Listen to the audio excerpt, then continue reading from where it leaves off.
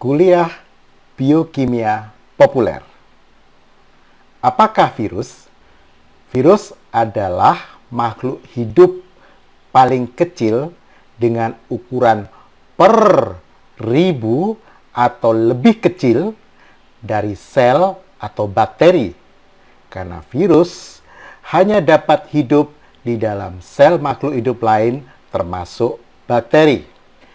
Di luar sel atau bakteri, virus hanyalah materi organik serupa benda mati, kayu, batu, daun yang gugur, dan lain-lain, dan disebut virion.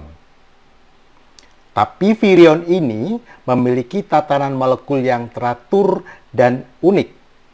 Terdiri atas asam nukleat dibungkus selaput lemak dan protein. Ada jutaan jenis virus di bumi, baik di dalam tanah, permukaan tanah, air, udara, dalam laut, di mana saja selama ada organisme lain yang dia bisa tumpangi. Virus adalah parasit mutlak yang hanya bisa berkembang dalam sel organisme lain yang sesuai. Satu jenis virus hanya dapat masuk dan hidup dalam sel tertentu.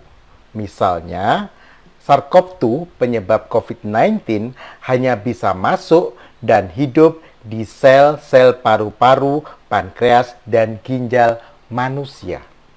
Virus umumnya merusak sel inang yang ditumpanginya ketika dia tumbuh dan berkembang biak.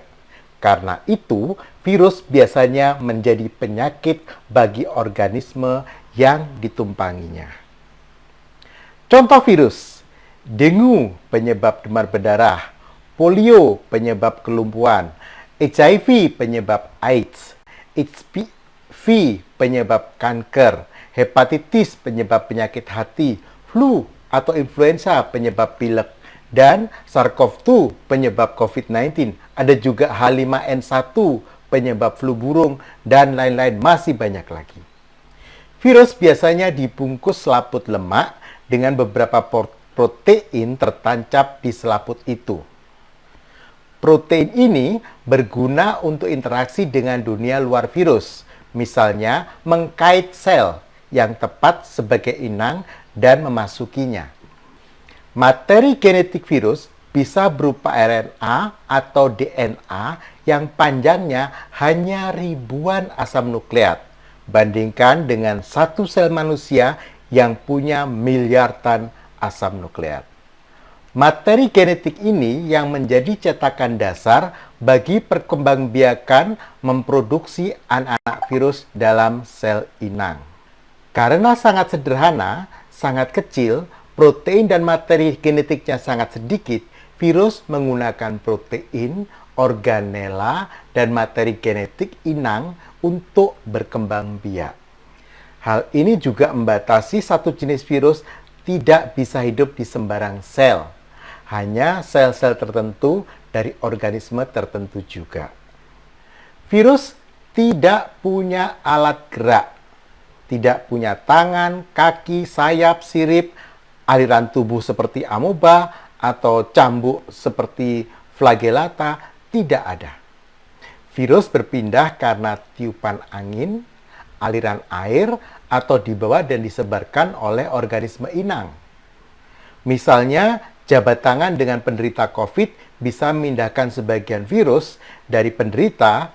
Tangan yang sudah terkontaminasi digunakan mengusap wajah, bisa memindahkan virus ke wajah. Bila ada virus yang masuk ke mata, hidung, atau mulut, bisa terbawa aliran cairan tubuh ke tenggorokan hingga mencapai sel bronkia bawah yang dapat dimasuki oleh virus SARS-CoV-2.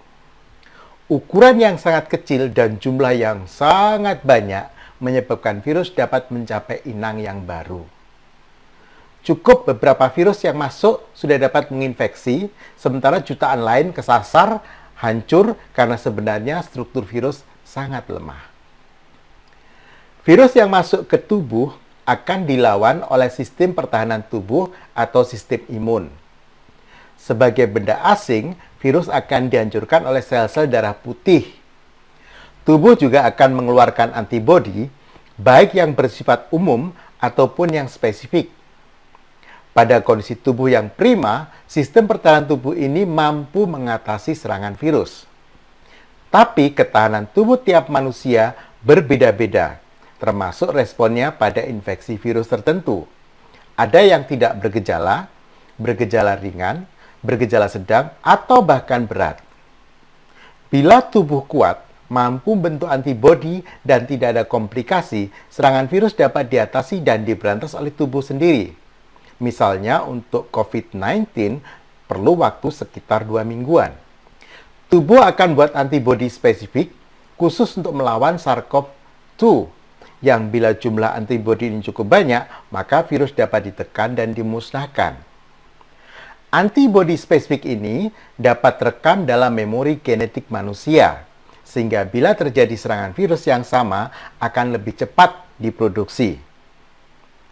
Virus segera teratasi sebelum bergejala parah dan menimbulkan kerusakan organ-organ tubuh.